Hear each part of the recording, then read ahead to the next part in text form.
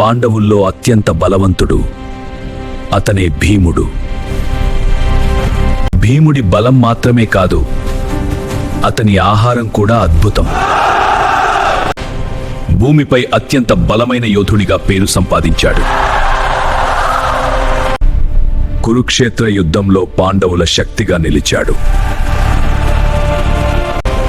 ప్రజలను కాపాడటానికి దుర్యోధనుడితో గదాయుద్ధం.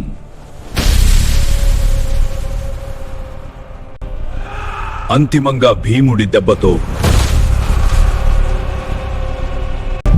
దెబ్బతో దుర్యోధనుడు పడిపోయాడు.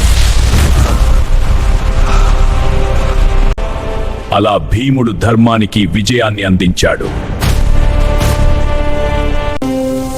ఈ కథ నచ్చితే లైక్, షేర్, సబ్స్క్రైబ్ చేయండి.